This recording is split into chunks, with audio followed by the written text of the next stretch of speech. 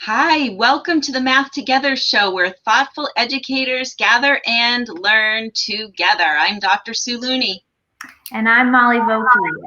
And as you can see, Heidi is not with us today, so we wish her well. And we're very excited for our show today. We have an exciting guest. Oh, I think I'm getting some feedback. I think I'm gonna put in, sorry. We just talked about how everything sounded good. Do you no? Okay, I'm gonna do it anyway.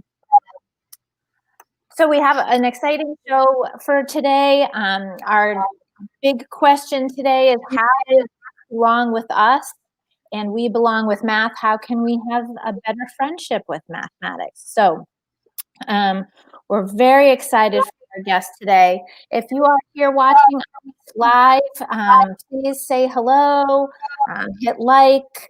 We love to know who's out there watching, and please ask questions. Great. And if you want to know more about us or learn about what we do, which is we help teachers improve math instruction, we go into schools and districts and obviously work remotely right now, you can check out our website, but also there's free things there. So literally the tab says free resources here. So you can't miss it. So you can definitely check out that website. And if you'd like to have resources and support sent to your inbox, you can jump on the mailing list. It's really easy. You just text Looney to 22828 and it will prompt you where to go from there. And the last thing to mention is that we have a raffle today. And so our guest today is actually someone very special to me. And so we will get into it. So she is the person who has published my story, Ying and the Magic Turtle, and she was my editor. And now we've become such good friends. And so we're going to raffle a copy of Ying and the Magic Turtle. So I will sign that and send that out to whoever our winner is. And the way to win is to just put a comment as we're going, like, hey, hello, I'm here, or I'm so excited about the inauguration today, or anything. Or of course you can comment about the mathematics that we're talking about. So so that is our topic. And before we get into our guest, I do think we need to just take a moment and acknowledge what a happy day it is. And we are feeling celebratory and we feel hopeful in this moment. Yeah, today was a wonderful day of celebration.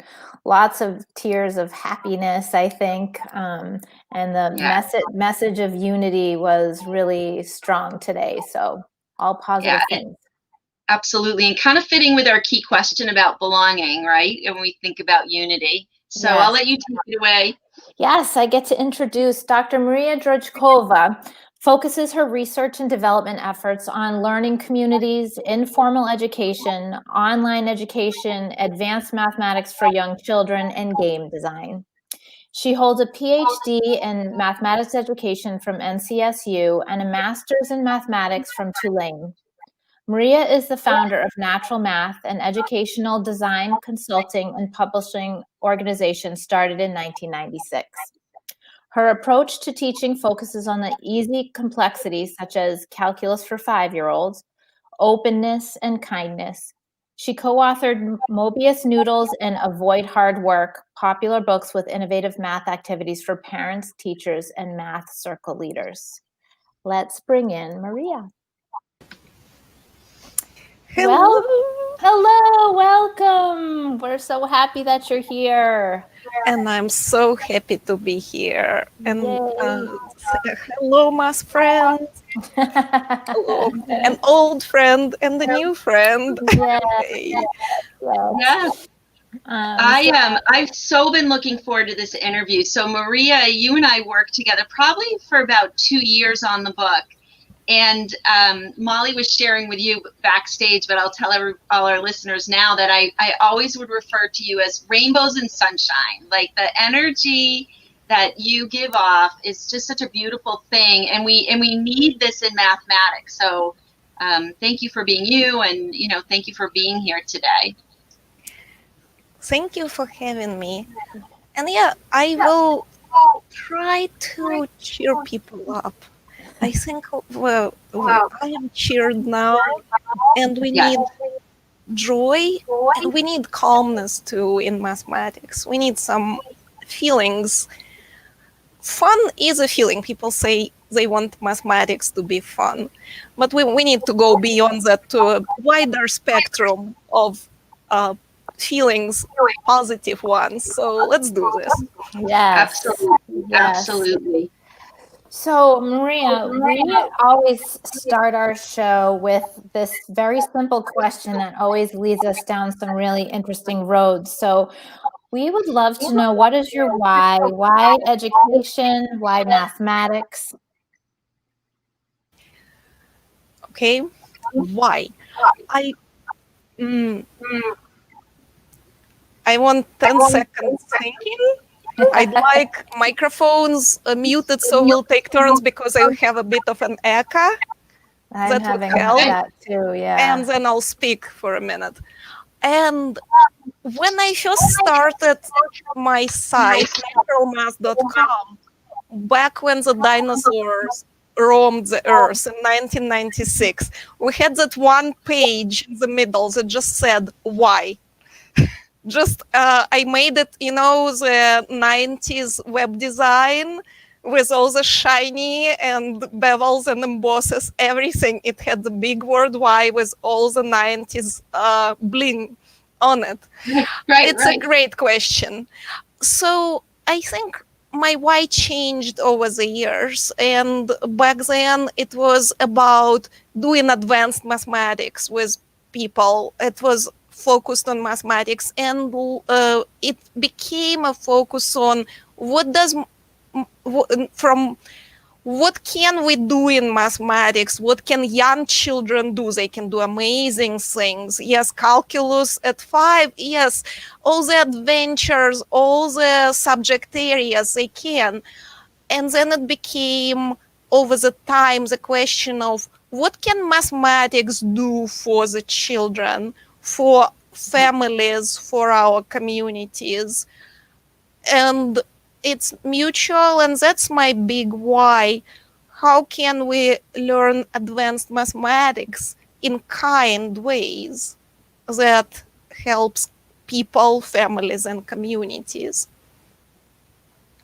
I love what you just said there, how it was a shift. And I know we've heard this from other guests, that when they started, their why was one thing, and over time it evolved. And so it started with being about teaching the math to people, but then it became what the math can do for people. I think that's really, really powerful. Mm-hmm. Mm-hmm. And I think that connects really nicely to our key question.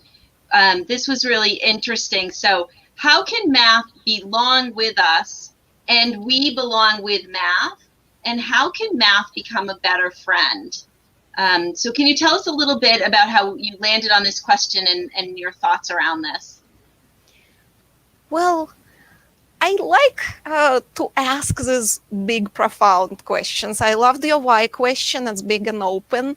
I like to ask big questions too, and not only because I am a bit conceited and like to make people slightly uncomfortable, no, but also it does help people to feel better and to get at some root of things. So belong is an interesting word. It's a big word, but so I'll have to get there through a series of big questions. And a while ago at Natural Math, we had that big question. We would look somebody in the eye and say, hey, so imagine a young child pretend playing like a firefighter. You know, so they have a little toy fire truck and maybe the hard hat, maybe playing with a garden hose there. Okay, they know what to do. Imagine a young child pretend playing to be a nurse. So maybe they have some stethoscope, maybe something else like that, a white or colored gown, and you are making people feel better. So how would you pretend play to be a mathematician? It's a great question. What would you do? What do you wear?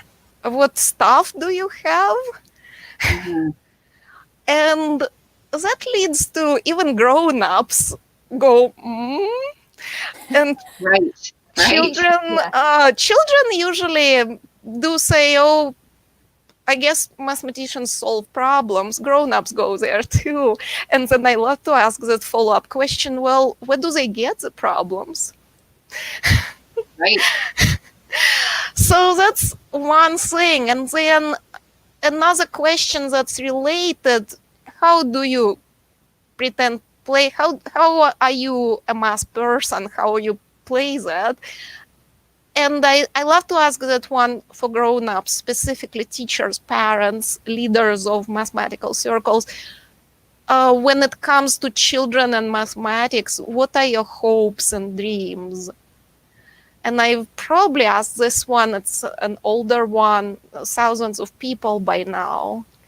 And people say beautiful things. They have beautiful hopes and dreams. Everyone's hope is beautiful. They say they want mathematics to be fun. They want children to feel like mathematics is powerful, useful in life. They want children to love mathematics. A lot of people say they want children not to be afraid of mathematics. They want children to be brave about it, to know they can do it. So what I noticed over time, it was interesting, that it was most people talk about children's relation to mathematics, love it, hate it, or not hate it, as in a dream.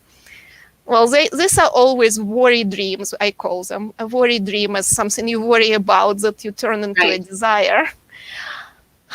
Well, I'm getting there with belonging because it was a bit one-sided, like, you love mathematics, you are afraid of mathematics. Well, what about mathematics? It's like that one friend where you do all the work in the friendship. No. So I started recently to ask people that, okay, hopes and dreams, beautiful stuff, joyful, useful, beautiful, fun, from your point of view. That's how you feel about mathematics. What if mathematics could love you back? What if pretend play? What if it were a person and you were building that relationship and mathematics was kind to you, a better friend to you? How can that be? And that's where it gets into that question, well, so many parents say, so many teachers say, mathematicians say, I've been hurt. I want my child to not be hurt like me. They say it's been rough, people mistreated me, this kind of thing in mathematics. And a lot of people blame themselves, but a lot of people want to do something different with the child, so the child feels different. Well, yes, and it's a bit like we also need to work better from the math side. We need mathematics to do something different. So we need mathematics to listen to us better, for our voice not only be present at the table, that's inclusion, but also to be heard by mathematics as represented by math people, of course, teachers, mathematicians, designers. So that's belonging. That's the definition of belonging, when the voice is not only represented, but is also heard. And when I design activities, just little things like you fold paper, you make a beautiful snowflake, you open it and see symmetry and infinity and go all the way to calculus and beyond. You make things, you make that snowflake to make calculus, to make mathematics. You make your own snowflakes. They're all different when you play with paper, just like the natural ones are. And that's where you make your own little piece of mathematics that belongs to you. And you can make it just as you like it. So that's a an example of how a child's voice would be represented, but it can be bigger than that. At the level of design of classes, curricula, at the level of communities, at the level of mathematics being responsive to community needs and family needs and each child's needs. So that's what the big question means to me in the big picture. It's a bit abstract at this level, but here. But Maria, so that just is reminding me that, you know, I think that people's view of mathematics is somewhat narrow, right? So as you described, making a snowflake as being mathematical, and, you know, we as teachers, we know, and as mathematicians, we know that making a snowflake is mathematical, but when kids make snowflakes, they're not necessarily talking about mathematics, just as in when they're playing games at home and they're throwing dice and they're learning, they're subitizing their numbers and all of those things that kids do. People don't necessarily associate that with math. And I think a lot of adults even associate worksheets with math. And, you know, the way that they learned math in school, which is not necessarily their experience, may not be entirely applicable to their life. Is that, I feel like that's contrary to what you were saying, right? So far, what you said are a series of observations. It adds up to what I call a grief story. And I hear a lot of grief stories from people about their own fate, or what happened to them as children, or what happens to the society, as you spoke now, Molly. It's sad what you said. Mm-hmm. It's not wrong. It's it happens, and it's sad, and we have to grieve about it and maybe do something about it. Mm-hmm. And you may be surprised, I'm not opposed to worksheets, and definitely not against any entities you named. Schools can be wonderful, worksheets can be helpful. What people see as mathematics, even if they work in a little corner of it, that corner can be very lively. They do not need to study all, what is it, about 63 subject areas from the International Mathematics Subject Classification, like differential equations, logic, topology, and so on. They can spend a year studying a few topics, and that can be very meaningful. Whereas the grief, though, it's not their own in a sense. What happens doesn't necessarily people feel address their needs. It does not do them good. They feel alienated by it, like their voice is not heard. And sometimes people work very, very hard without bringing anything to their family, themselves, or the community.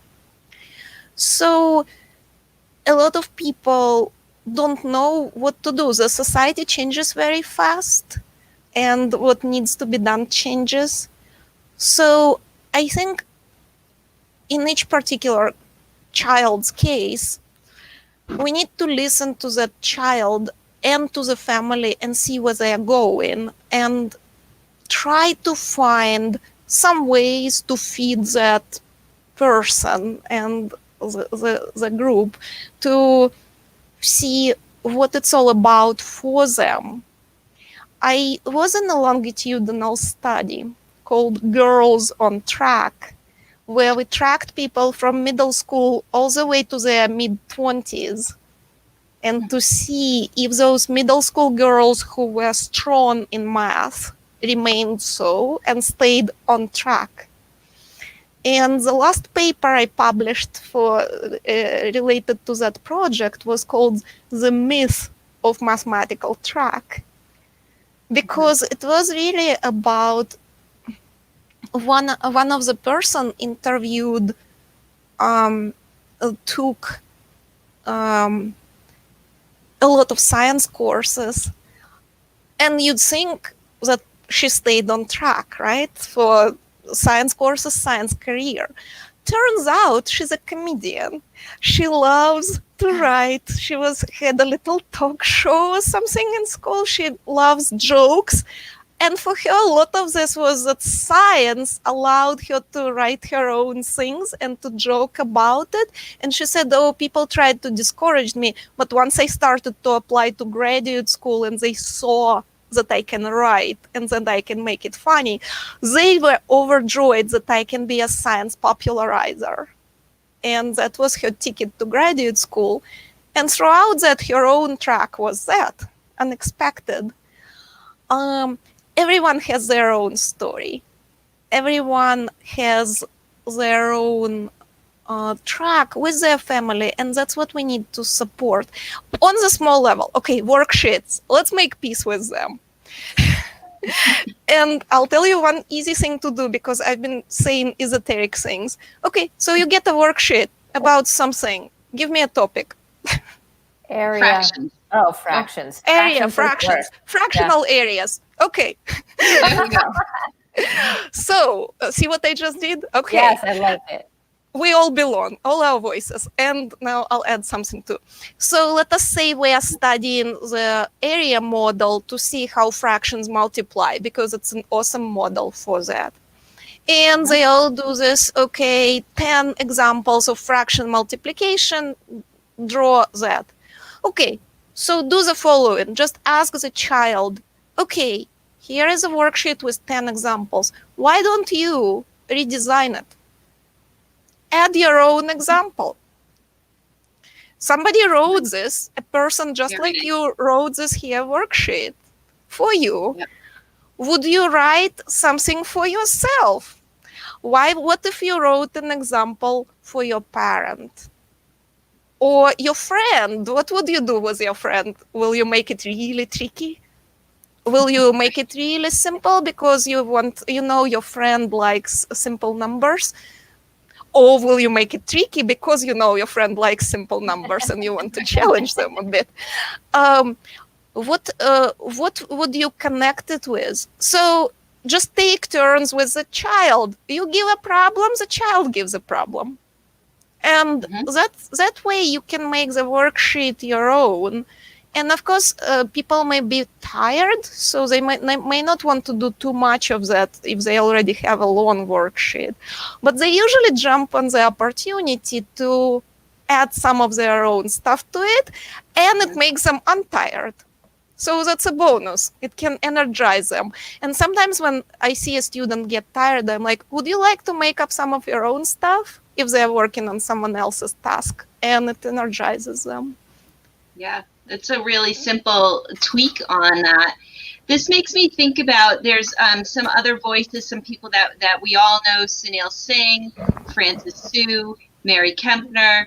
These people have been talking about kindness in mathematics and the humanizing aspects of mathematics. Mm-hmm. And I think we need this message for where we are right now with the pandemic, with kids being out of their routine of regular school. And I think mathematics has the potential to heal and to bring people some peace in this moment.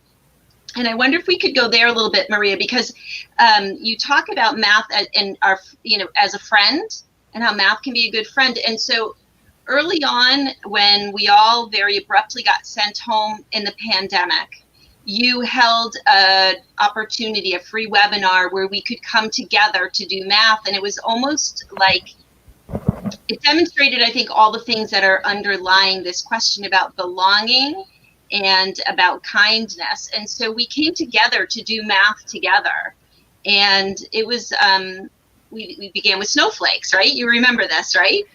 And it was a beautiful moment that we came together, that served. The math was such a good friend in that moment to us. And we lost track of time and we brought ourselves to the table. And so I just wonder if we can think about how math can really serve us in this moment through this thread that we're pulling out a little bit. I was just thinking about that event too. It was called Calm Math, relaxing math, calm math, because it was April, I think. We could all use some calm, and yeah, we did. I started to tag when I plan activities with children or design lessons or math circles, anything like that, or curricula. I started to tag mathematics by the vibe, the feeling of it. How does it feel? Mm-hmm. And it's a bit of the emotional smarts. I found I am very unprepared and undereducated about emotions. So I had to learn a lot to even start doing that. Because people talk about the generic fun, but some activities are challenging and create this sportsy player versus player competitive vibe that some people like and some people don't. And sometimes we need more of that in our life and more or less. Other activities are more meditative. They are calming us down. Other activities are feel curious, neat, relaxing. There are all kinds of feelings. That feeling when you have a beautiful morning and the weather is turning. So when you open sometimes a new topic in math, you just know something is changing. You'll see something new, this anticipation. Or the feeling with things that really, really strange. Math has a lot of strangeness. And I think the whole book, Alice in Wonderland, captures that. It's a parody. It's a satire on that feeling of how weird mathematics has gotten in the last, lately, the modern math. And that's a feeling you can get weirded out. And some people like to see this paradoxical, infinite, joyful mess, and some people are like, you know what, I wanted realistic snowflakes. Can I share my screen? Would it be okay? Sure. Yes, so if you choose the share button on the bottom, that'll work. Okay. Share screen. Let's see what you'll see. Do you I think allow? Yeah, if you just click share, whatever the yes is there, then Sue it will come right up. She'll be able to put it in there. Okay. Okay. Yep, So, and then I'm going to put it up. Yeah. Can you see it? Yes, it should be. Yep, can you? Yeah. So I am going to do an activity from that workshop that we had, and that's what we did. Some of it symmetry drawing. This is a virtual snowflake. I want that.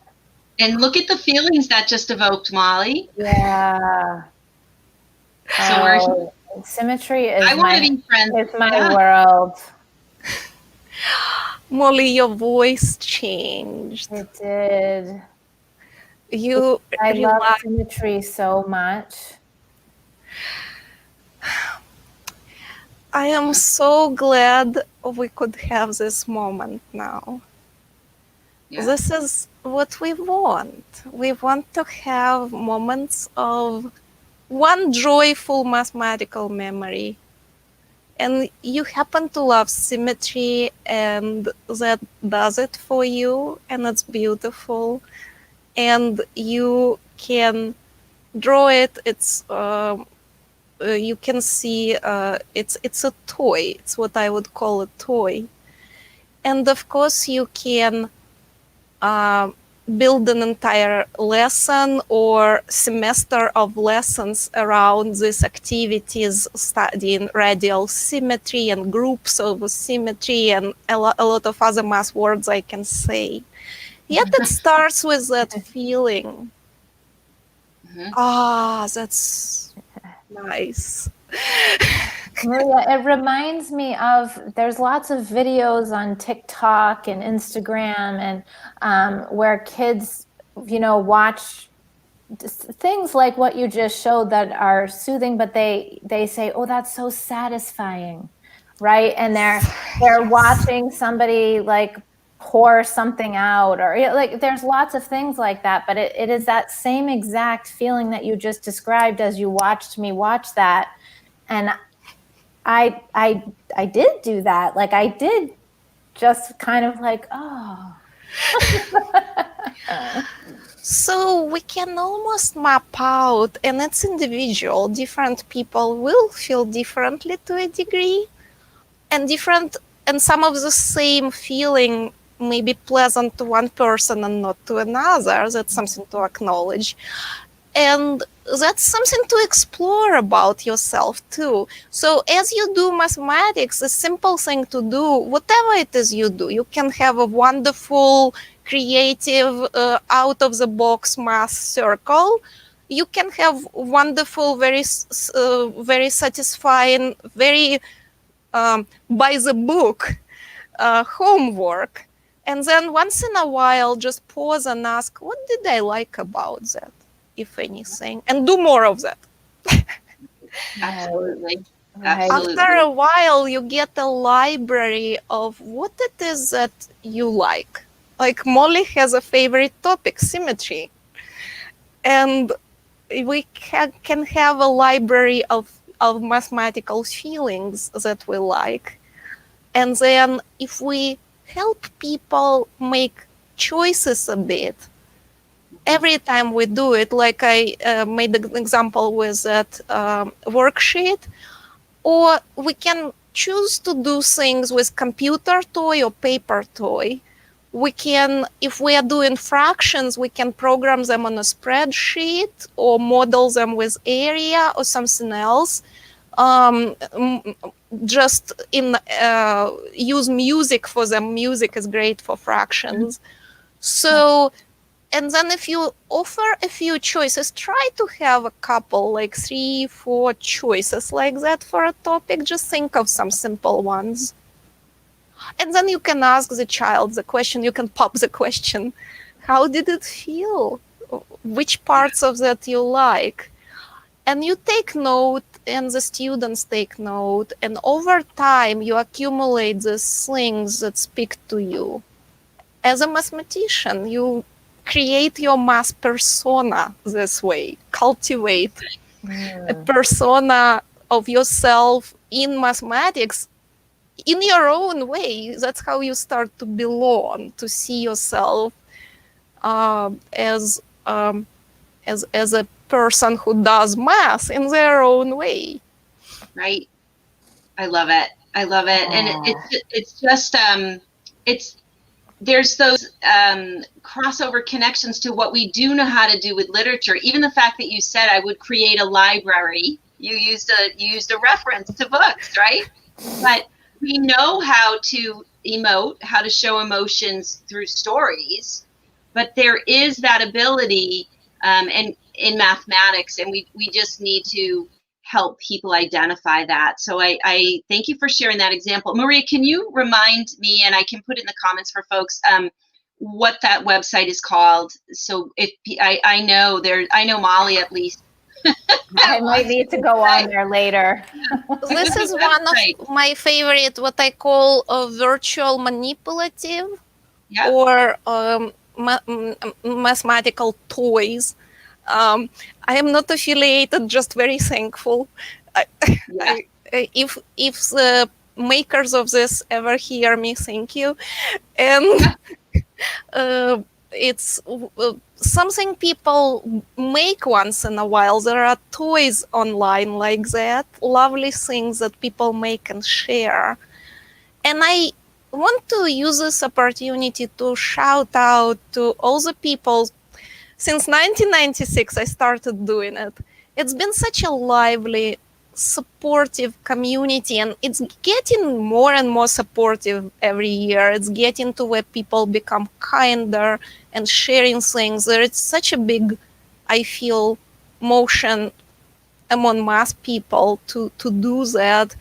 And a lot of people share a lot of stuff. I mentioned that when we started publishing, I always wanted to share. So everything we publish at Natural Math is shared under Creative Commons licenses, so people can translate and make it their own too in their ways. And there have been a lot of offshoots, people playing with our stuff, with what we make in books. I've seen entire courses or people just translating into their languages. It's all beautiful to see what people make and do. And somebody made this toy. Now we are playing with it. Yay, it's beautiful. Right, because it's all about putting it out into the universe. That was one of the things that really was special to me, that when we worked together and Ying and the Magic Turtle was published, that it was available at, name your own price, which could be no price, and the Creative Commons allows people to go in and check that out. So I really appreciate that things are made available through your website. So let's move into sort of some of the things that you're working on now. And I feel like this is a rabbit hole that is worthy of a lot of contemplation and a lot more playful conversation. But what are you working on now, and how can people, learn more about your work? Okay, so I personally am working on, it's one of those books that you write forever. So I've been working on it. That's my 21st year working on it or so. I am not shirking. It's just that big for me. It's I started to write it, and I'm like, oh, you know what? I'll get my PhD first. I can't hack it. Not because I didn't have time or energy, because I kept trying, but because I didn't have the knowledge, and I wanted to understand learning and teaching better. So I am working on the book called Multiplication Explorers. And what you explore there, that is yourself in a sense, and your math friends, as you explore the topic. And why multiplication? Multiplication is the cornerstone of algebra. The idea of ratio, scaling, proportion, that's all multiplicative reasoning. If you get proportion, you get most of algebra in the school sense. If you do not get proportion by the time you start algebra, you're gonna suffer most likely. It's just the fact of life, confirmed by a lot of studies.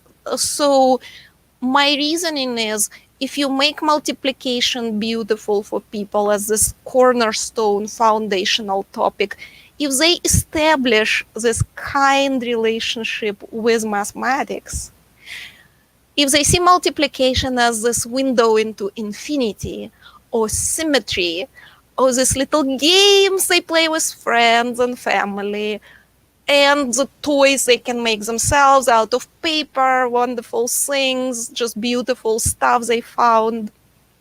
Mirrors, well, no smoke, just the mirrors. Okay. Yeah, I know I'm saying a lot of propaganda now, so that's where it comes from, smoke and mirrors. But no, it's very real. It's been tried through many courses and math circles and families who send feedback.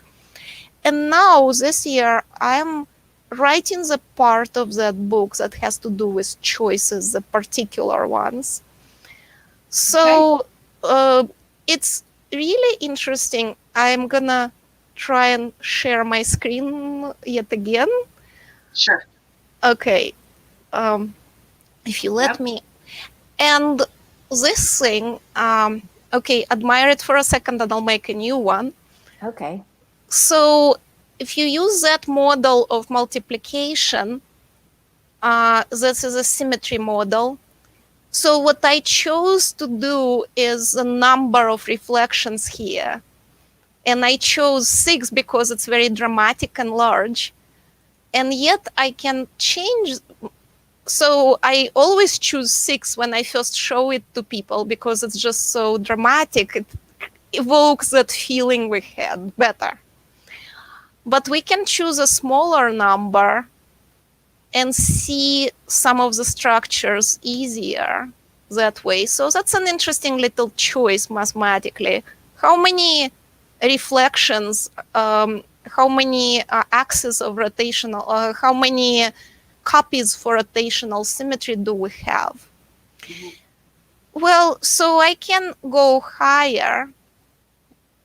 That was 3, so I can do 4 in green, right? I can do 5 in white, I think. Yes. So that's 5 axes of symmetry, but the doubles, okay. And oh, that's 4 still. Okay. Anyway.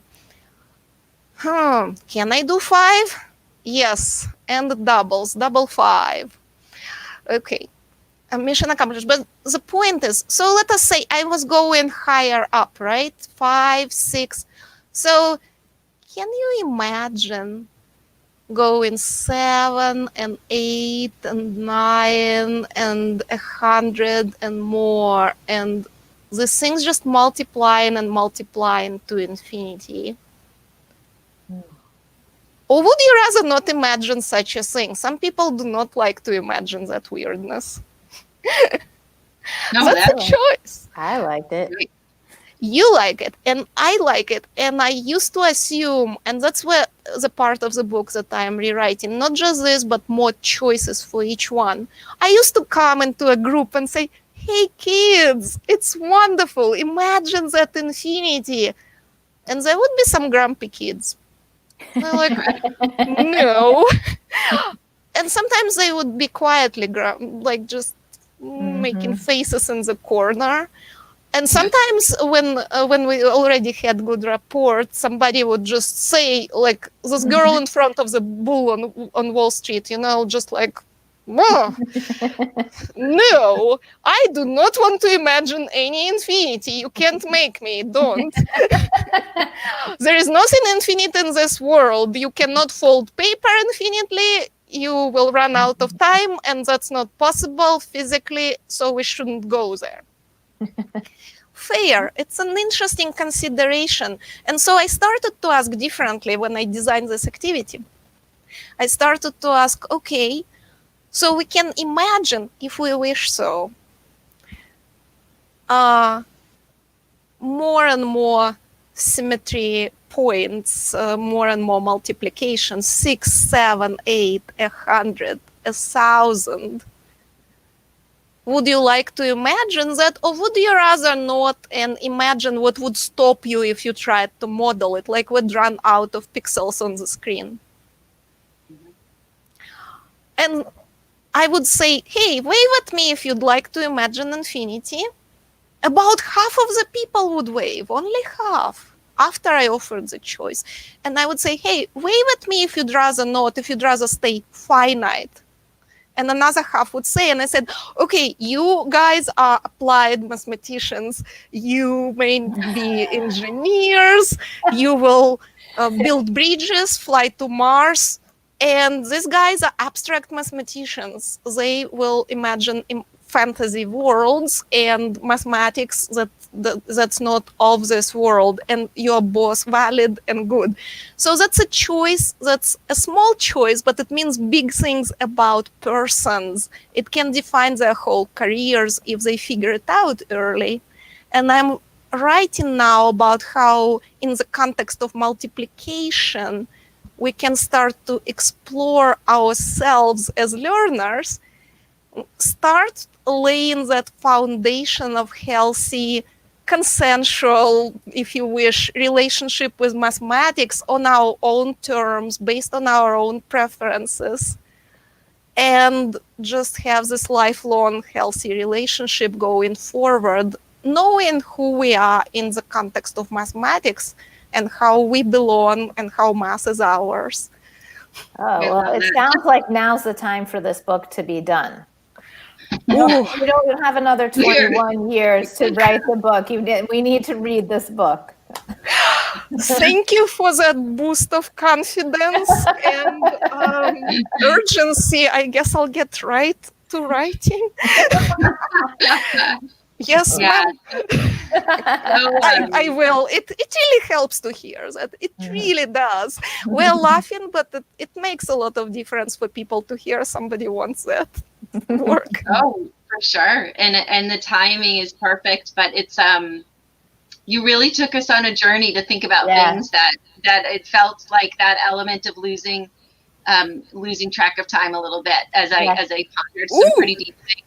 I know. So thank you for that. So if people wanted to talk with you, right, and if they've inspired some conversation, they can find you here, reach.out@naturalmath.com.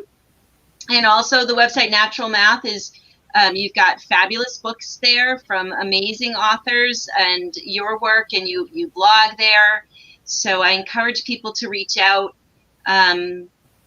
And we've got our raffle tonight we'll go through the comments. And if you're not watching live, many of our viewers are not live. Feel free to leave comments. We'll keep the raffle open until early next week, probably till Monday evening. So thank you so much for being here. It really was great to chat with you. Yes, such a treat to have such, I mean, all of our guests are positive about mathematics, but you bring definitely the rainbows and sunshine. Rainbows and sunshine, I'll remember that. And it was a warm place to be for me this evening. And what a great day for me to meet you two, to chat, to thank you so much for your encouragement. And to everyone who listens, you're listening because you are helping children learn mathematics. So thank you for doing that. It means a lot. It changes the world for those people you work with, and that counts. Absolutely counts. Yes. Thank you, Maria. So we're going to wrap up the show. If you want to wait backstage, we'll join you in a moment. And thank you so much for being here. Take care, Maria. Bye, Maria. Thank you for all you do. That was wonderful. Thank you. I'm still in my head a bit about. I know. That was like existential.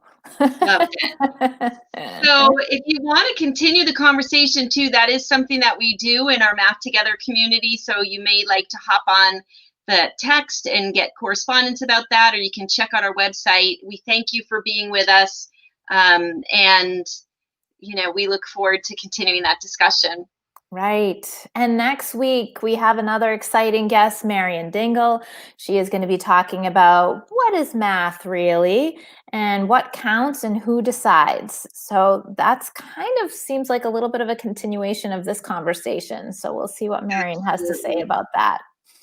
Absolutely. All right. And everybody take good care, and remember to always be curious. Bye-bye. Bye.